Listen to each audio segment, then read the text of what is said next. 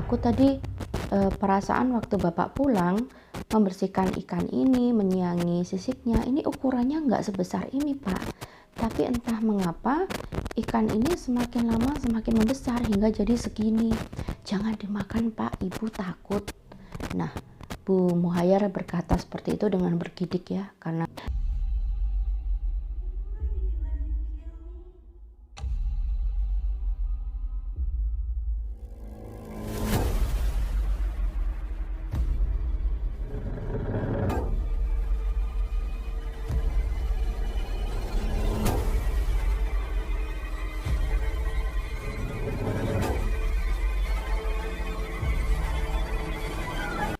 Halo, Assalamualaikum. Terima kasih sudah singgah di channel ini.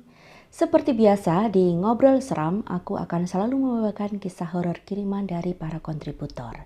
Nah, di episode kali ini, aku akan bercerita tentang seorang bapak yang meninggal setelah menyantap seekor ikan jadi-jadian. Namun sebelum kita lanjut ke kisahnya, mohon dukungannya untuk channel ini dengan cara memberikan like, men-share, serta men-subscribe supaya aku makin bersemangat untuk membuat konten-konten selanjutnya. Dan juga bagi kalian yang ingin membagikan kisah kalian, silakan kirimkan melalui Facebook, Instagram, atau langsung ke WhatsAppku, bisa diketik atau bisa di-record voice. Nah, tanpa berlama-lama lagi kita langsung ke kisahnya. Ini dia.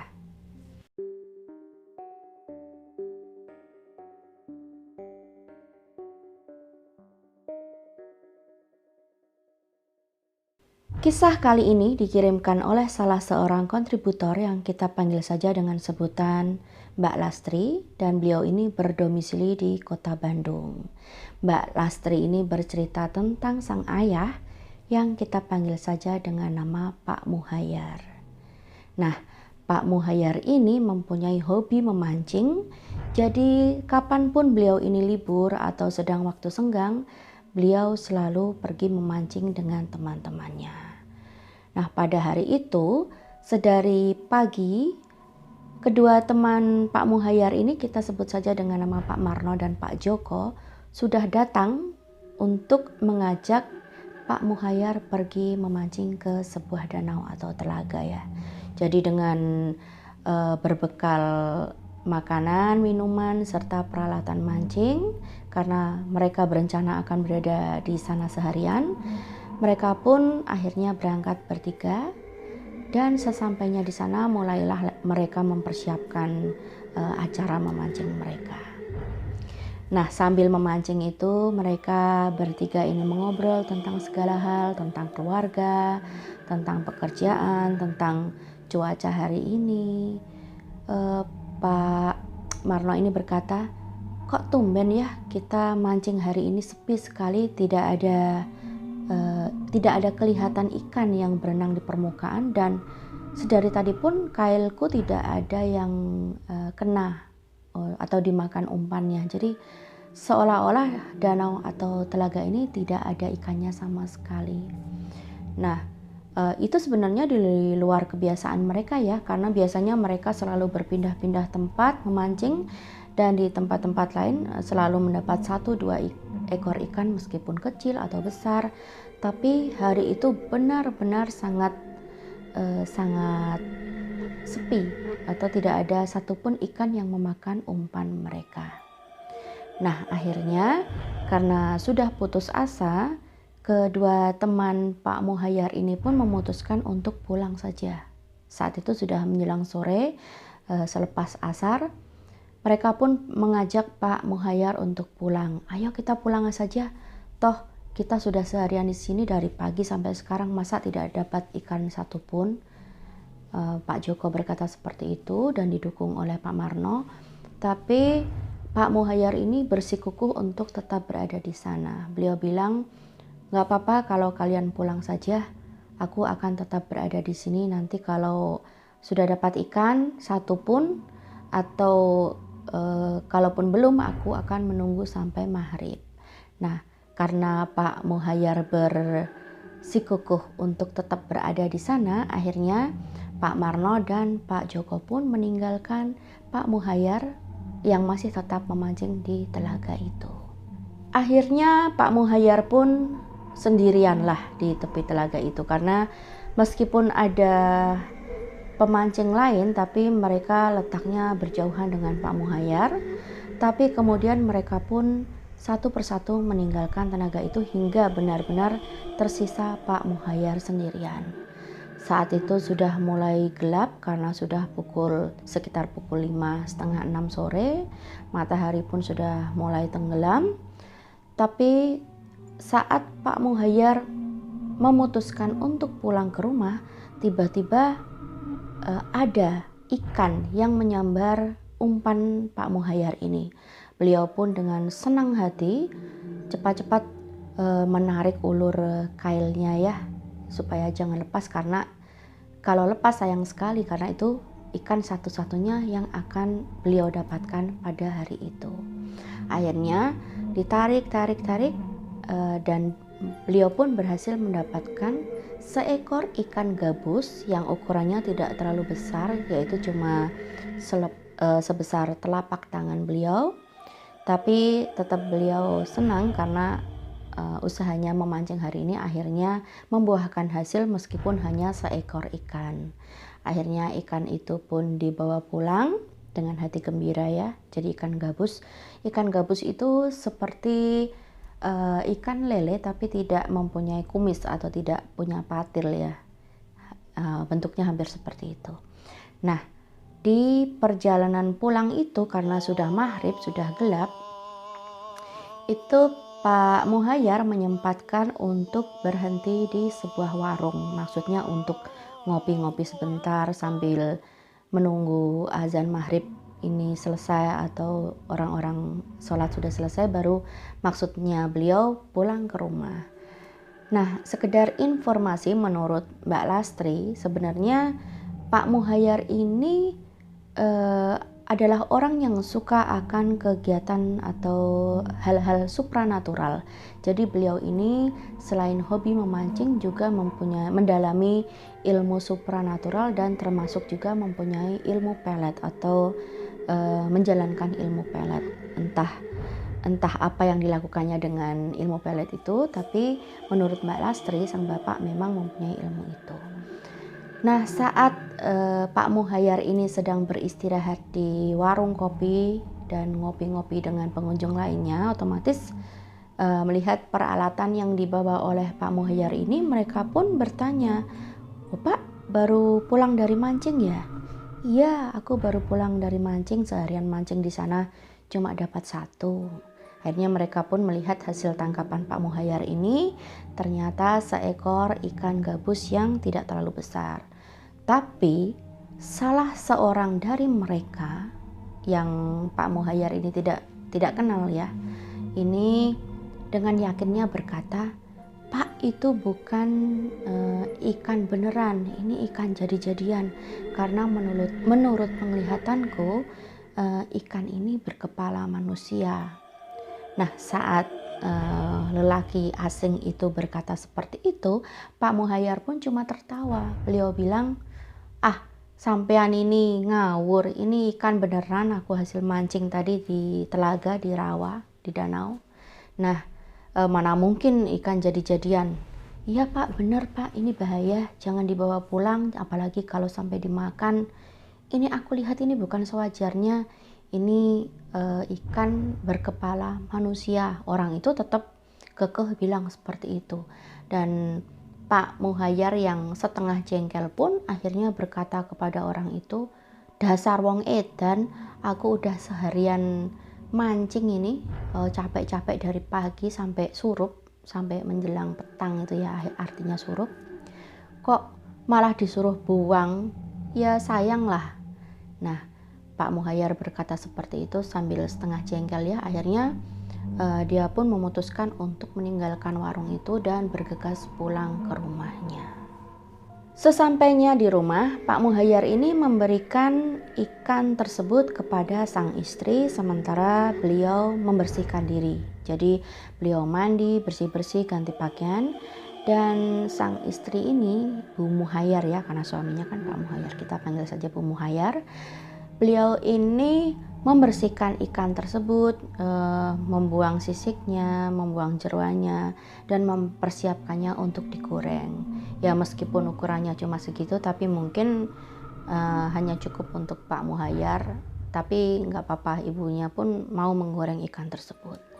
Nah, saat sedang setelah dibersihkan, dibumbui kan, lalu Bu Muhayyar ini mulai menggoreng ikan. Tapi keanehan terjadi saat beliau ini menggoreng ikan. Tiba-tiba ikan yang semula ukurannya hanya sebesar atau sepanjang telapak tangannya Pak Muhayyar ini tiba-tiba jadi membesar hingga hampir memenuhi penggorengan atau wajan. Melihat hal itu, Bu Muhayyar pun sangat terkejut ya, kaget gitu. Oh, kok ikan ini kok tambah membesar? Perasaan tadi cuma ukurannya selebar telapak tanganku, kok bisa segini besar. Nah, semakin ikan itu membesar, Bu Muhayyar ini semakin ketakutan.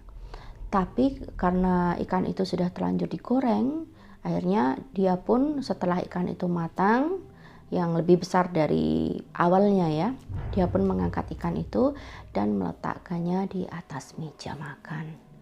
Lalu setelah itu Pak Muhayyar sudah selesai dan siap untuk makan. Bu Muhayyar mengatakan seperti ini, Pak, aku tadi perasaan waktu Bapak pulang membersihkan ikan ini, menyiangi sisiknya, ini ukurannya nggak sebesar ini Pak. Tapi entah mengapa ikan ini semakin lama semakin membesar hingga jadi segini. Jangan dimakan Pak, Ibu takut. Nah, Bu Muhayyar berkata seperti itu dengan bergidik ya, karena ia merasakan itu hal yang tidak wajar, bahwa bagaimana bisa seekor ikan yang semula kecil tiba-tiba saat digoreng menjadi membesar. Ini kan ikan ya. Ikan biasanya kalau sudah digoreng ya tetap ukurannya seperti itu atau bahkan menyusut biasanya. Tidak ada ikan yang ukurannya membesar saat digoreng. Tapi mendengar perkataan sang istri, Pak Muhayyar ini malah tertawa. Lalu Pak Muhayyar berkata, ibu ini ngelantur, paling tadi juga ibu ngantuk jadi nggak tahu kalau ukuran ikannya memang segitu. Udah Pak, udah jangan dimakan. Bu Muhayyar itu tetap memaksa suaminya untuk jangan memakan ikan itu. Tapi Pak Muhayyar ini bersikukuh. Beliau bilang, aku ini sudah capek mancing seharian dapatnya cuma satu ini, mosok nggak dimakan. Lagian juga sudah terlanjur kamu goreng, sudah kamu bumbui, kan sayang kalau dibuang. Akhirnya Pak Muhayyar ini pun tetap memakan ikan tersebut, dan Bu Muhayyar ini melarang anak-anaknya untuk ikut makan ikan itu bersama bapaknya. Jadi biar bapaknya aja yang makan karena bapaknya yang ngeyel mau makan ikan tersebut. Akhirnya Pak Muhayyar ini pun makan ikan itu dengan lahapnya, pakai lauk pauk yang lain, dengan sayuran, dengan sambal gitu ya, sampai beliau kekenyangan. Akhirnya setelah makan itu dan merasa kenyang, Pak Muhayyar pun berpamitan untuk tidur lebih awal. Saat mereka sedang lelap tidur pada tengah malam, entah pukul berapa persisnya, tiba-tiba dari arah belakang rumah terdengar suara sesuatu yang seperti benda jatuh, jadi buk gitu, sangat keras tepat di belakang rumah dan menyebabkan tanah serta dinding rumah ini bergetar saking kerasnya.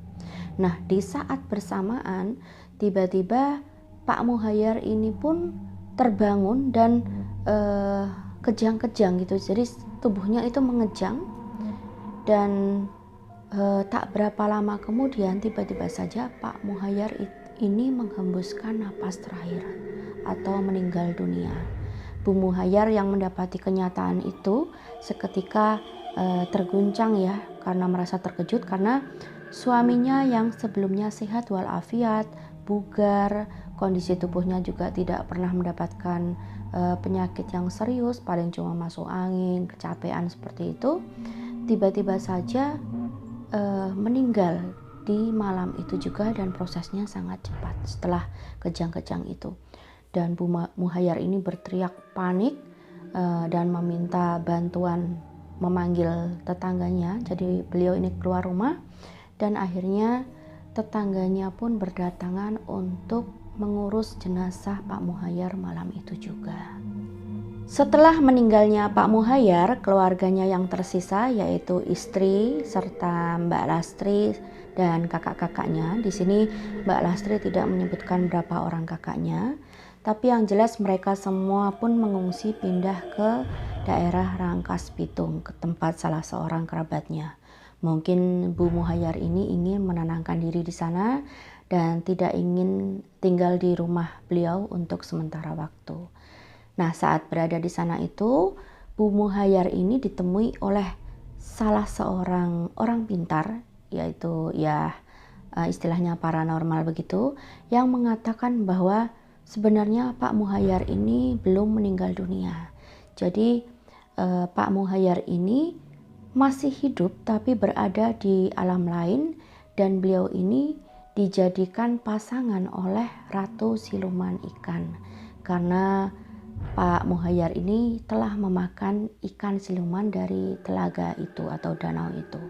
Mendengar perkataan itu sebenarnya Bu Muhayyar pun setengah percaya atau tidak ya, tapi yang jelas dia pun merasakan keanehan karena selain suaminya yang dalam keadaan sehat tiba-tiba meninggal seperti itu setelah mendengarkan suara sesuatu yang jatuh dari belakang rumah, dan selain itu kejadian atau keganjilan yang dialami Bu Muhayyar saat menggoreng ikan tadi, dan ditambah lagi oleh cerita dari Pak Muhayyar tentang seseorang yang ditemuinya yang di warung yang mengatakan bahwa agar Pak Muhayyar jangan membawa pulang atau memakan ikan tersebut dan tidak didengarkan. Nah, rentetan kejadian-kejadian itu membuat Bu Muhayyar sedikit banyak yakin dengan apa yang dikatakan oleh orang pintar itu. Nah, menurut orang pintar itu, setiap malam Jumat Kliwon, ini keluarganya Bu Muhayyar diminta untuk pulang ke rumah yang beliau tempati sebelumnya dengan Pak Muhayyar itu karena ada sesuatu yang menanti di sana. Nah, karena penasaran dengan perkataan orang pintar tersebut, setiap malam Jumat ini keluarganya Bu Muhayyar dengan Mbak Lastri dan anak-anaknya yang lain akhirnya pulang ke rumah mereka itu yang lokasinya berada di daerah Tangerang. Nah, saat mereka tiba di rumah itu, di teras mereka menemukan ikan gabus. Jadi ikan gabus itu tiba-tiba saja ada di sana menggelepar-gelepar di lantai teras itu. Dan oleh kakaknya Mbak Lastri, ikan itu pun diambil, dimasukkan ke dalam rumah dan ditaruh di dalam sebuah ember yang diisi oleh air bersih. Nah, setelah menaruh ikan itu di dalam ember, Bu Muhayyar pun sempat terpikir apakah ini memang ikan beneran atau ikan jelmaan juga, karena menurut penuturan beliau ikan ini bisa berkedip. Jadi menurut beliau normalnya ikan ini, ikan gabus ya, itu matanya selalu membuka, tapi yang ikan mereka temukan yang di teras ini bisa mengedipkan matanya berkali-kali. Sebenarnya agak ngeri juga Bu Muhayyar melihatnya, tapi akhirnya ikan itu pun ditaruh di dalam ember dan dipelihara. Menurut penuturan paranormal itu, ikan gabus yang ditemukan oleh Bu Muhayyar dan anak-anaknya sebenarnya adalah merupakan jelmaan dari Pak Muhayyar. Nah, karena Pak Muhayyar ini rindu atau ingin melihat keluarganya, maka beliau ini selalu datang ke rumah tersebut setiap malam Jumat Kliwon dengan perwujudan seekor ikan gabus. Nah, seperti biasa setiap malam Jumat Kliwon mereka datang ke rumah itu dan menemukan ikan gabus yang sama berada di teras rumah menggelepar-gelepar dan ditaruh di dalam ember berisi air bersih. Tapi anehnya, pada saat malam tiba-tiba saja ikan itu sudah berpindah tempat dan berada di atas tempat tidur. Dan kejadian itu selalu berulang-ulang. Jadi setiap kali ikan itu dipindahkan ke dalam ember, akhirnya kembali lagi ke atas tempat tidur pada saat malam atau tengah malam dan tanpa ada seseorang pun yang memindahkan ikan tersebut. Dan tapi lama-kelamaan setelah mereka berulang kali datang ke rumah itu pada malam Jumat Kliwon, terutama Jumat Kliwon ya, ikan itu pun akhirnya berubah seperti ikan gabus biasa yang tidak bisa berkedip-kedip seperti pada awal mereka menemukan, dan lama-kelamaan tidak pernah berpindah tempat lagi ke atas tempat tidur. Nah, dengan kejadian-kejadian ganjil seperti itu, Bu Muhayyar dan anak-anaknya sempat berpikir apakah benar apa yang dikatakan oleh paranormal itu, dan apakah memang roh atau arwah dari Pak Muhayyar ini sebenarnya masih ada dan tinggal bersama si ratu siluman ikan itu. Nah, dengan adanya kejadian ganjil seperti itu yang sejak awal ada yang mengatakan agar Pak Muhayyar tidak membawa ikan itu ke rumahnya, serta sosok ikan itu yang tiba-tiba membesar dan kematian Pak Muhayyar yang tidak wajar, apalagi saat kedatangan ikan tersebut di teras rumah dan bisa berpindah ke atas tempat tidur. Sampai sekarang pun masih menjadi tanda tanya besar bagi Bu Muhayyar dan keluarganya, apakah memang kematian atau meninggalnya Pak Muhayyar ini hal yang wajar atau sebenarnya dia menjadi tumbal atau korban dari ratu siluman ikan yang memang mencari pasangan itu. Nah, itu tadi cerita kiriman dari Mbak Lastri. Beliau ini mengatakan bahwa kejadian ini terjadi pada saat beliau masih kecil. Jadi cerita ini diceritakan oleh ibunya dan kakak-kakaknya yang melihat langsung kejadian tersebut.